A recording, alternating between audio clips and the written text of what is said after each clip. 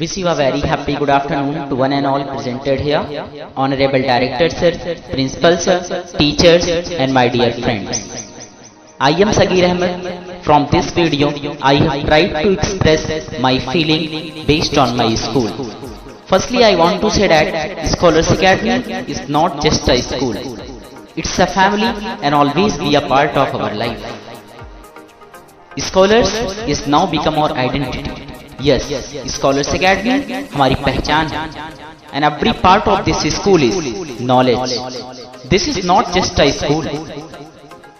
This school did not taught me only the good thing, but also make me liable to discriminate between the good, bad, right and wrong. Whatever I am today, whatever I will today, it's just because of my teachers. आज जो कुछ भी मैं हूँ अपनी जिंदगी में, मैं जो कुछ भी बनूंगा उसमें मैं आभारी हूँ तो मैं अपने शिक्षकों का. So I would like to thank from the bottom of my heart to all my respected teachers, especially the director sir who has made the Scholars Academy like that. Director sir scholars academy की, director sir scholars academy की आन बान शान हैं आप. बच्चों के भविष्य को बनाया महान हैं आप. शिक्षा के साथ अनुशासन है सिखाया, वो इंसान है. I have written a poetry which will ultimately express my feeling towards my school.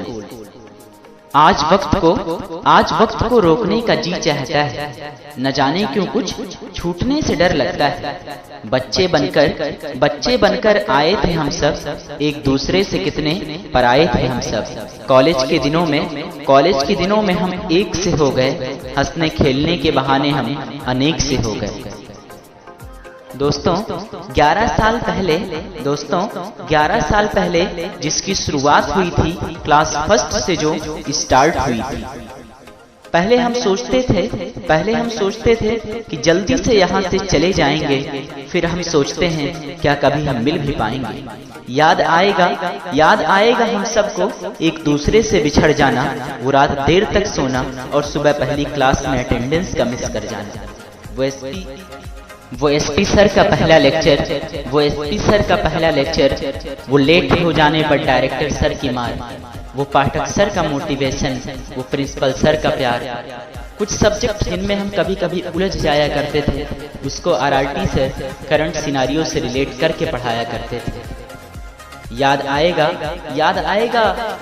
आएगा वो विजय सर का मेरी गलतियों पर मेरे बड़े भाई की तरह समझाना. याद आएगा वो पवन सर का हिंदी पढ़ाना.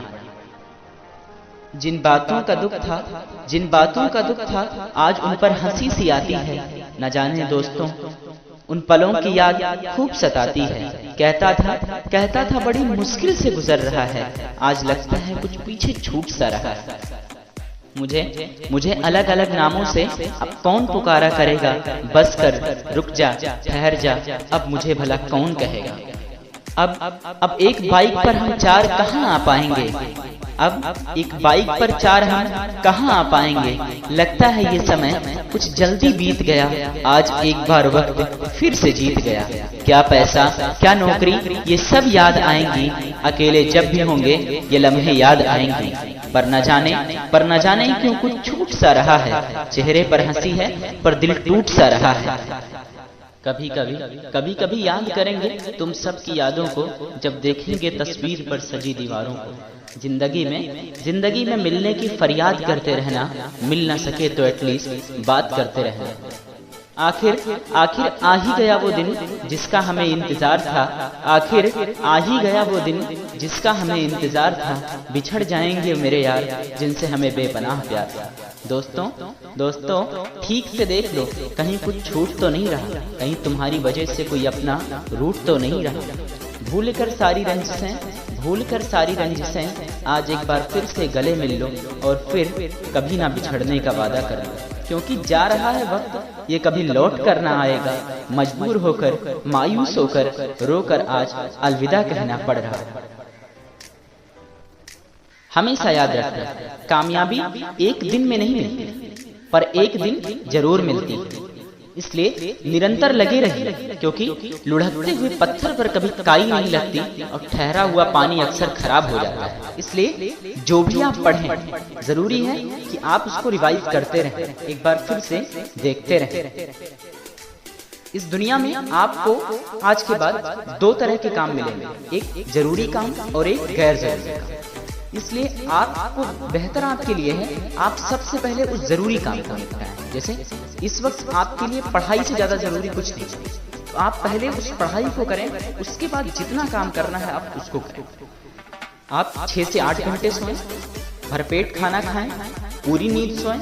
कुछ लोग क्या होता है सिर्फ 4 घंटे 5 घंटे सोते हैं, और दिक्कत क्या होती है उनकी 20 घंटे उनको ओंघाई सी आती है, तो अपना वो पूरा शेड्यूल खराब कर दिया। और साथ संगत ऐसे लोगों का पालिए जो आपकी पढ़ाई में कभी बाधा न बने, और हटा दीजिए ऐसे लोगों को जो आपकी पढ़ाई में आपको डिस्टर्ब करते हैं। क्योंकि शरीर का कोई हिस्सा जब खराब होता है तो डॉक्टर या तो उसे ठीक करता है और ठीक ना होने की अवस्था में उसे काट कर फेंक देता है। तो काट कर फेंक दीजिए ऐसे लोगों को जो आपकी पढ़ाई में आपको डिस्टर्ब करते हैं। मैं ये नहीं कहता कि डायरेक्ट काट के ही फेंक, समझाओ एक कि भैया मुझे पढ़ना, और अगर पढ़ाई में फिर भी आपके समझाने के बाद भी अगर आप डिस्टर्ब हो रहे हो इस चीज से, बातें बन रही है, तो दूर हो जाइए ऐसे लोगों से कुछ दिन के लिए। और दुनिया में कोई किसी का नहीं करता, काम आती है तो आपकी अपनी शिक्षा, आपका अपना पैसा, आपका अपना शौक, बाकी सब बेबुनियाद। अगर आप आजमाना चाहते हैं तो आप कहिए कि आप मुसीबत, फिर देखिए कितने लोग आपके साथ खड़े हैं। लोग तो तब याद करते हैं जब उनका कोई ना कोई मतलब होता है। अगर आप यहाँ स्कॉलर्स एकेडमी के प्रांगण में आप आ रहे हैं, या आप 10 साल तक, 20 साल तक, 4 साल तक, आप जब तक भी आप यहाँ पर आए हैं, आपके आने का कोई ना कोई मकसद, शिक्षा ग्रहण करना, एक अच्छा इंसान बनना, अपने जीवन में कुछ करना। क्या आप यहाँ से आप 12th आप क्रॉस कर लिए, 10th आप क्रॉस कर लिए, उसके बाद आप यहाँ पर दोबारा पढ़ने आएंगे? कभी नहीं।